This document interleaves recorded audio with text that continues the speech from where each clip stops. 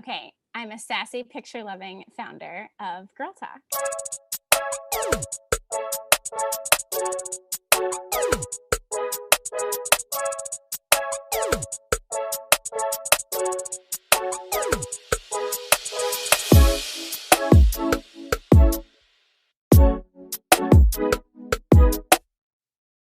Julie Larkin is an entrepreneur building a sisterhood of self-worth through her nonprofit organization, Girl Talk. Through personal storytelling, deeper conversation, and authentic friendship, Girl Talk fosters a sisterhood of self-worth to empower women to recognize and radiate their dignity. I first met Julie when I was in college and served as an intern during the organization's first iteration of programming. It was an incredibly hands-on experience, and it's been so exciting to see how much Girl Talk has grown since then. From its beginnings in a college residence hall to its current status as a certified nonprofit, Girl Talk programming has taken on a wide variety of forms. In this week's episode, Julie shares the story of founding Girl Talk. Plus, she'll share some advice on starting a new venture. I'm Victoria Principato, and this is Yuptown.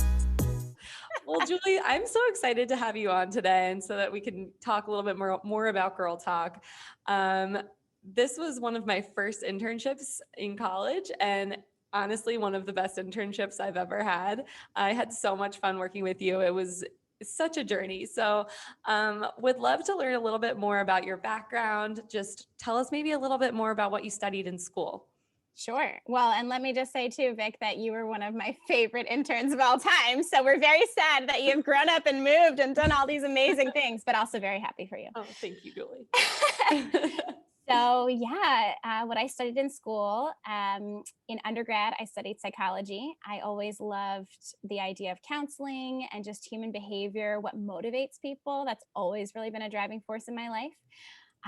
Studied that in college and then went on to get my master's in business, which we were just chatting a second ago. That was a real pivot for me. And some people hear psychology and business and they're like, how do those two go together? But they really actually beautifully fit, especially my work with Girl Talk. Exactly. I was just going to say, you made them both fit together so wonderfully. Because you studied psychology in undergrad, how did that kind of shape your approach to business? Oh my gosh, just the emphasis on the people. Emphasis on people and just really solving problems. I think before I studied business, my dad always wanted me to study business, by the way. Really? So growing up, he's like, oh, Julie, you'll love business. You'll love like meeting lots of people, being in the know, go, go, go. He's like, you would love it. And I'm like, oh my gosh, Dad, I don't want to be crunching numbers all day. Like that is not me. Absolutely not. No, it's not. It's definitely not, as you well know. But then and I think of the particular program that I went to at Catholic U and the master's program there for business, it was such an emphasis on being a force for good. Mm-hmm. And the whole program is designed to invite people who are very mission driven and who want to, affect positive change in society. To just give them the tools and practical skills that they need to do that. So the program that I went to was just really perfectly designed for me. Mm-hmm. And I really did learn how to be a force for good and how to be a problem solver. And you're using those tools with the numbers, to solve things rather than just being obsessed with spreadsheets, even though, that's a side of me too that I love. But it's really all about the people. Yeah. Yeah. I mean, having that qualitative background, but then also pairing it with a quantitative skill set, I think can actually be so impactful. Maybe you could kind of share a little bit more about the story of Girl Talk and how you came to start the organization. Sure. Yeah. Well, it was when I was a junior in college and I was in kind of an RA role. And my job that year was to just really build community and friendship with the girls on my floor. There were about 180 women, freshman girls in the residence hall. And my job was to build community and friendship and have them get to know each other and feel comfortable at college. It's a huge transition for people. Mm-hmm. And so that was part of it. And so I would go around and I would knock on all the girls' doors and I would bring cupcakes and brownies and cookies and all the fun things. Wow. No one better to do that job. Truly. So it was a lot of fun and the girls were great. It was so fun getting to know them. So we had a lot of really good and fun conversations, and we also had a lot of hard conversations. The girls would share things with me like Julie, I really like this guy in the English class, but there's no way he'd ever look at me because I'm nowhere near as pretty as so-and-so. Or, I really want to apply for this cool internship downtown, but oh my gosh, there's no way I'd ever be smart enough for that. Or my resume doesn't look good enough for that. Sometimes I just wake up, look at myself in the mirror in the morning and think, gosh, I'm so ugly. And I would hear these things and it would just break my heart because I knew and loved these girls and I was getting to know them and just thought, gosh, you're so beautiful. You're so smart. You're so wonderful. And just try, let's just try for that internship, like you don't know, you don't know. I think I just read that on your website. It's so true.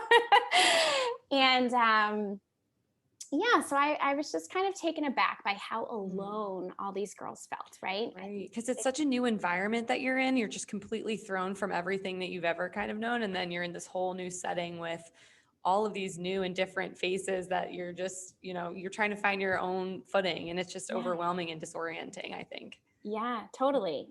And it's disorienting, it's isolating. Yeah. And I think they just really needed a support system, right? So all of this is kind of jumbling around in my head.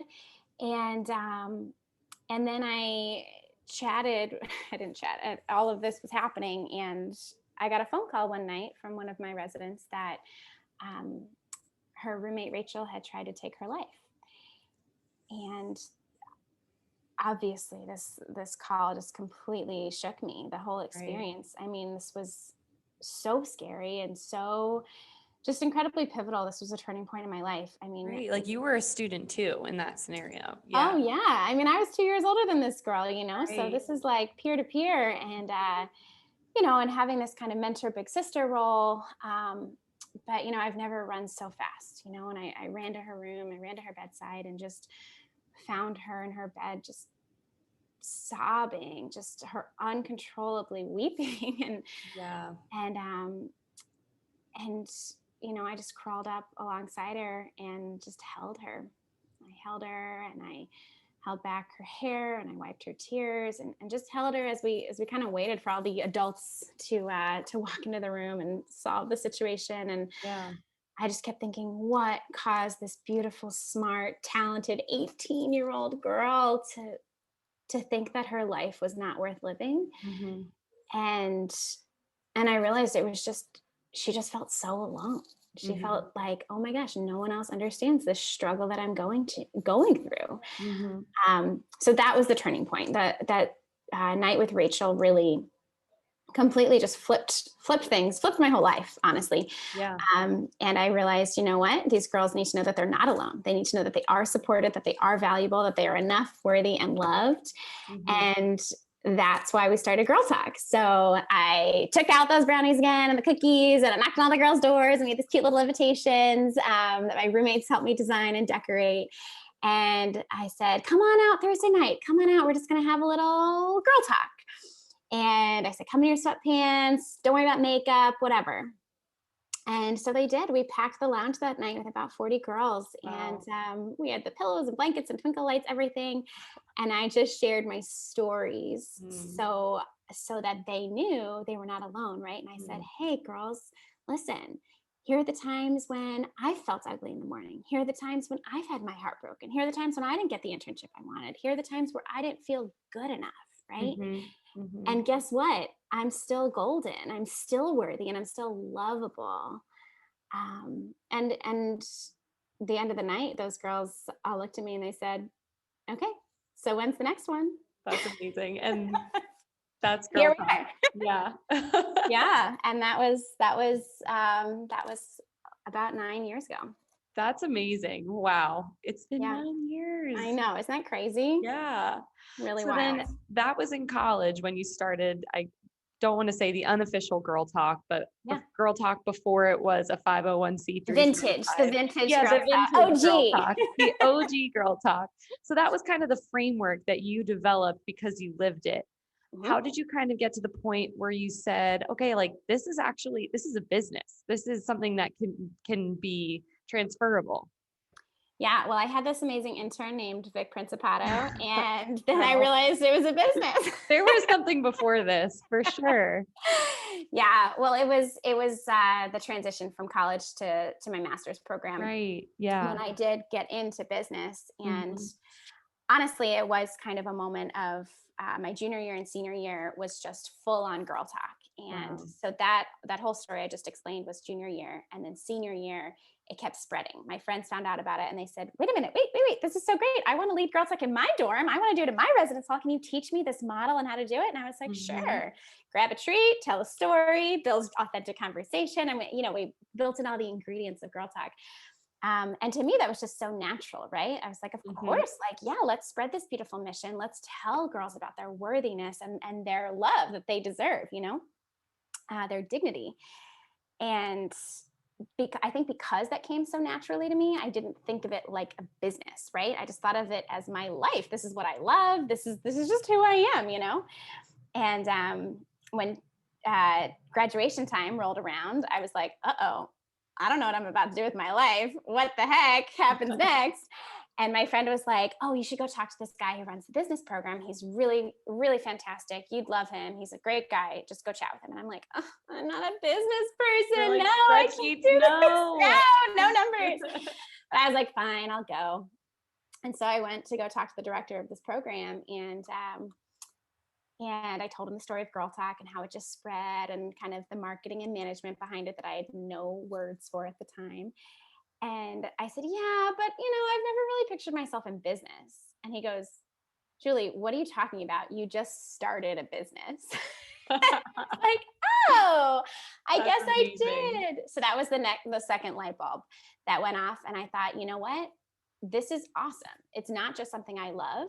This is something that could really help people. And if I go and get these practical tools and skills, I can transform this mission into a business, right? And Yeah, something that's scalable and something that, yeah, you can transfer to other locations. That's amazing. exactly, exactly. So in Mhm. 2015, we applied for and got our 501c3 status as a nonprofit. So it's been about 5 years now since we've been celebrating Girl Talk as an official entity. Yeah, that's so exciting. I remember that paperwork. That paperwork was not slim. I was gonna say, do you remember it? Because that kind of I consumed your life for a while. That It was did.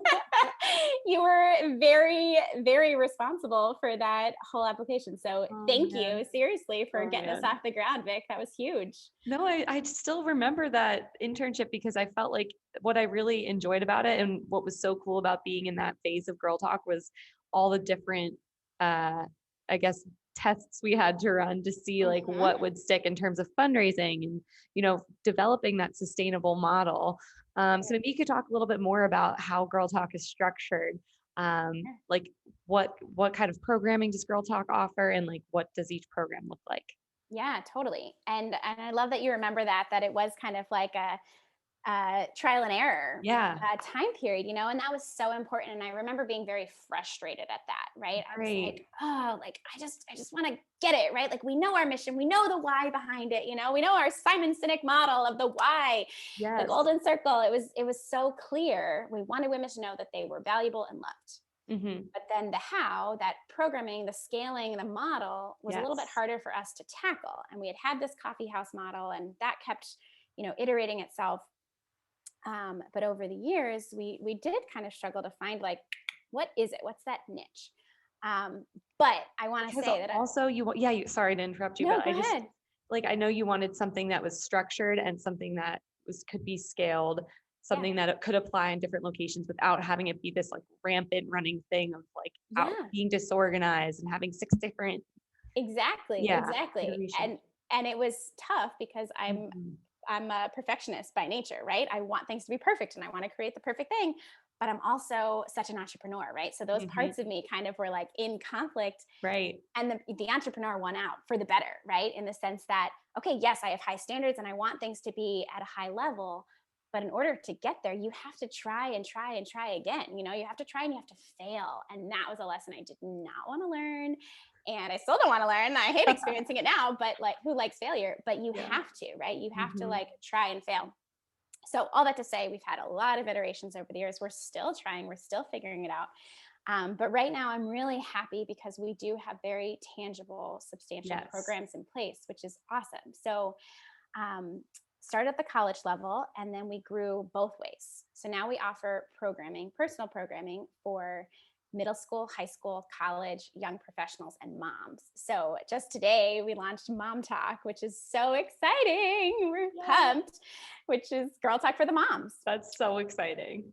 It's really cool. And again, those ideas have just grown over the years. I mean, it was one of our other interns' moms who gave us the idea. She said, "This is amazing. I love what you're doing for my daughter, but excuse me, could you give Girl Talk for the moms?" We're like, all right, we'll get there. Yeah. So we give talks. We go into high schools, colleges, and middle schools, and we do our personal programming. So we host coffee houses. So just like that original coffee house that I hosted on campus, where we had all the pillows and the blankets and the lights, that's what we do now. So we go into the schools and we recreate this authentic environment for them, where they know that they are special, that they are loved, and they can have this kind of safe space to be themselves and ask questions and hear our stories. And we always say we give love, not lectures. Mm-hmm. And it's just been really, really cool. So so we have the different programming levels. We have a middle school program called Cookies and Conversation, which is baking over Zoom with mothers and daughters in middle school. That's perfect. I love Yep, that. it's Oh my precious. gosh. And then a young professional program coming your way, Vic. For the yuppies. For the yuppies, coming in the spring. So we're going to be talking about some market research for that. Oh, I'm excited. What resources would you say were the most useful in establishing your nonprofit?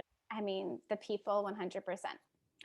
People have always been just like the driving force, the support system, the cheerleaders, and the accountability partners, right? Mm-hmm. So, and I think 3 categories of people. So, first of all, the mentors that I've had in my life from the very beginning, and I'd say with this Girl Talk journey, really from college and then my master's program.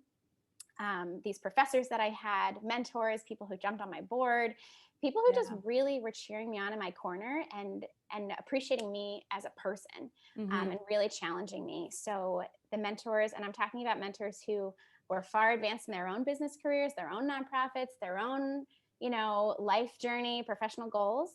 And also the mentors who were kind of right above me, right? Who like had just graduated a couple years out, who were kind of like big sisters to me or big brothers to me, and are willing to share those stories, those failures, right? Where they're like, yeah, well, I tried this with my nonprofit, totally didn't work. Don't go down that route. Or like, you have to do this because I didn't do that. And I think I should have, and it's just like that, those little pieces of advice along the way are so critical. Yeah. So what would you say is one of the best pieces of advice you've ever gotten? I'd say to start before you're ready. And that's kind of back to this perfectionist piece where I wanted it all put together. I wanted Girl Talk to look exactly the way it looked in my head. And it just wasn't quite there yet. Right. And this was one of the mentors. This was a young entrepreneur, an entrepreneurial woman who had started this awesome business. And I met her at a conference, and I kind of fangirled, and I was like, "Oh my gosh, I've seen all your stuff. You do great talks. I love it." And she's like, "Oh, wonderful, wonderful, wonderful." And I told her a little bit about Girl Talk, and she just kind of gave me this advice off the cuff. She was like, "Listen, Girl Talk sounds awesome, and I know you want to perfect it and do all these things." She's like, "Listen, Julie, start before you're ready. It's never going to be perfect." And I'm so glad she said that, because I could still be sitting up in my room being like, "Oh, I could do this and I could try this one day and da da da da da." But guess what? Just like we said, you have to try and fail again, because otherwise nothing's going to happen. Yeah, Julie, I'm so happy you said that, because I still remember you saying that when we were starting out early with those 501c3 application, things like that. And I don't know, that piece of advice always kind of has been in the back of my mind, because you have served as a mentor for me, whether you know it or not. And that piece of advice has always, kind of been in the back of my mind. That's why I'm out here with the podcast. They will literally, they will give anyone a microphone these days. Oh my gosh, Vic, you're killing it. I love seeing you behind this mic and hosting. It's amazing. No, it's a lot of fun, but like, it's something that I've never done before. It's so new to me, and I'm definitely still learning. So still working on it. But like, again, like starting before you're ready, like how else are you supposed to learn those lessons or gain those skill sets? How have you kind of, I don't know, come to those conclusions? So like, are there certain things you're reading that are kind of helpful, things that the yuppies should be paying attention to? Yeah, absolutely. Well, one of the things as an entrepreneur, so a couple entrepreneurial books that were super helpful for me. I don't know if you've ever read the originals. No. It's great. I highly recommend it. That was really big for me in transitioning from, working other full-time jobs with Girl Talk kind of as this startup on the side project. And really kind of gave me the encouragement with lots of other stories, even Seinfeld. They talk about launching Seinfeld and like other things like that, like cool things that we all know. Martin Luther King giving his speech, like him writing it the night before, like all these great stories that we kind of like know the finished products of, but we don't know the inner workings. So that was really encouraging to me. I loved that book. Oh, they also talk about being fashionably late, which I love because I'm always late. So, hey, That for you. it's not always a bad thing. And then Mission in a Bottle was another one. So this is Seth Goldman. I think he came to one of our college talks. He did. Campus. Yeah. And so he started Honest Tea, which is all about just like creating tea in a bottle and, like, what's the word? He's very socially conscious and this is great company. And so Mission in a Bottle, I loved that so much because again, it was kind of like the real story behind it and the struggle of starting a business. Like it is not all pretty bells and whistles, like there's a lot of sacrifice that goes into it. And so that book is literally written like a comic book. So you can like read it in strips and just like see all the characters. Oh, I love that. Right? Okay. Super fun. So Mission in a Bottle, the originals. And then I have to pitch this, Vic. I love Pat Lencioni. If you don't know him yet, and all your young professional listeners should definitely listen to him. He's awesome. He talks about healthy organizations, the ideal team player, just like the power of people and the importance of people in organizations. And I listen to his podcast At the Table, his books. He's just amazing. And I feel like I just like read and like embed everything he says, absorb, and then just like push it out. But truly, like to have your work ethic on the team and the all the girls that have been part of the Girl Talk team over the years, it's been so important to have team players who just like really know, okay, this week is going to be really rough.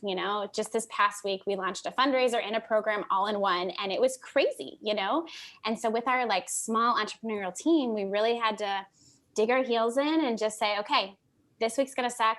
Then we're going to get back on our feet. Then we're going to be okay, but we're going to do this together because this is a team project and we're going to support each other. Even if that's not my role technically. We're in a startup. We wear every hat. And I think that's important for any company, any organization, like if you're a young person starting out in your career, I'd say, don't just sit behind your desk and be like, okay, well, I finished all my tasks for the day. I guess I'm done.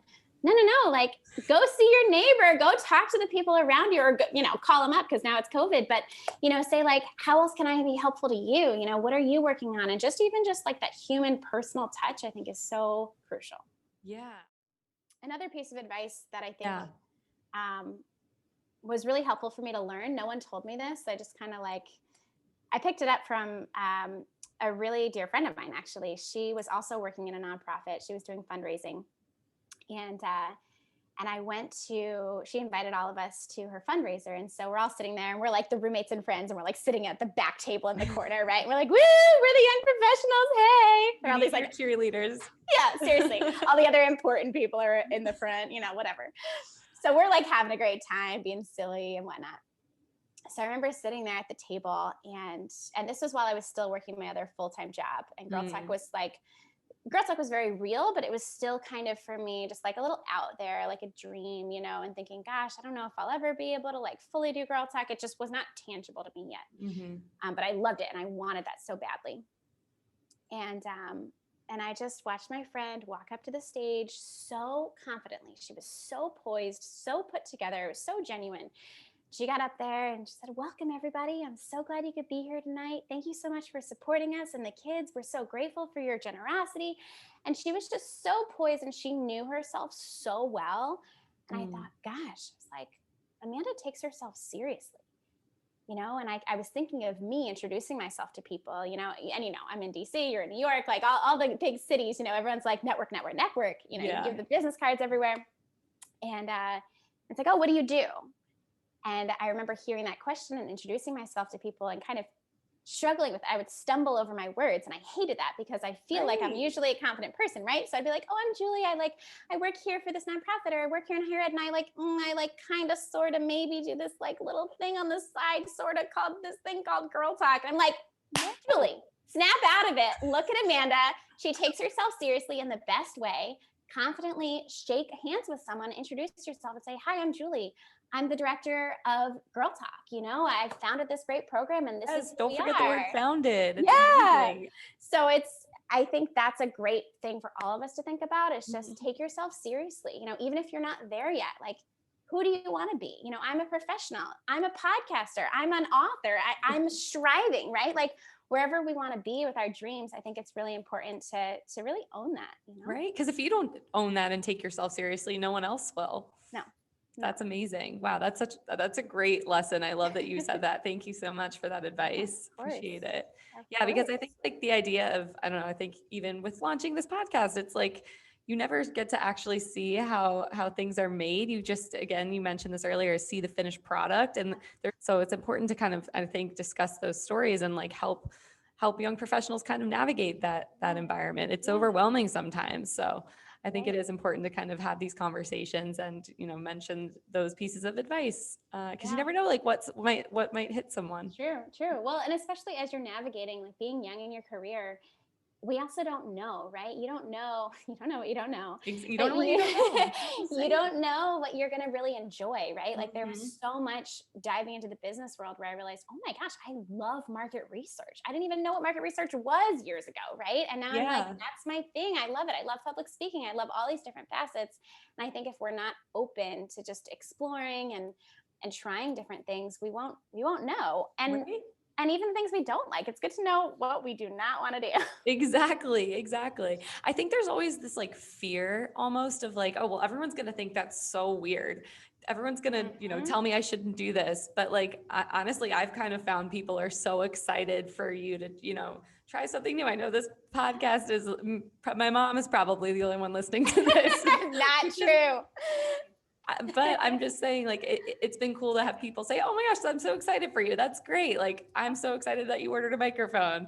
Things like that. Like it can be very encouraging. So that's so cool, Vic. Yeah. What do you find with young professionals, whether it's friends or some of your listeners or coworkers?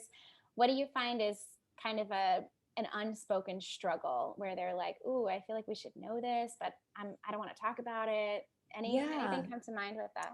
I just think, I don't know, when you're first starting out, I think it's just overwhelming almost. Like, what do I want to do? Like, I don't know. Cause I think college finishes, right? And you're kind of in this structured life, for most of your life, right? Like 20 years you're in school and it's just like so cyclical. You want to know what to expect then the next semester. And then like school suddenly ends and you're like, what? Like, how am I supposed to know what to do? Like, I don't know. And maybe that's just a lack of maturity on my side. I don't know, but it can be also very disheartening to kind of compare yourself to people who are very focused and who are like on a certain track in life. Like someone who maybe is going to medical school, like they know that they're going to do that for the next however many years. So I think like it can be a little bit overwhelming and confusing in business where, the sky's the limit. And it's like, that's great, but also the sky's the limit. Like, where do I go? So, too many options. Yes, too many options. And I think there is a paralysis of choice, especially in today's world. Just we have so many choices, which is an awesome, wonderful thing. But I also think it can be overwhelming. So I think if I could kind of maybe dial back, give myself some advice out of school and just say, hey, it's okay if you mess up. It's okay if you face challenges and you're going to figure it out. And I think the thing is like, I don't know, you learn things that you didn't know you needed to learn. Yeah. Totally. And I think spending time in a certain role or capacity that maybe there were certain things that I didn't like, but learning again, like you mentioned, what I don't like or what I'm not good at or what I need to work on, I think that's invaluable. So, I think just being patient too with yourself and giving things time. Don't be lazy, but no, absolutely not. Yeah. Those were actually two of my words. a couple of years ago. Yeah. I never used to do like words of the year, but then it just like happened upon me. And they were gentle and intentional, for me to be really intentional with what I want to do and to set a plan and to have an action plan, but then to be gentle, to know like the plan's going to change and that's okay. I don't have to stick exactly to the letter of the law, like to be open even with myself. And that's been a game changer for me. Yeah. Yeah. That's wonderful. Well, look where it's gotten you. Look how like 5 years of Girl Talk. That's amazing.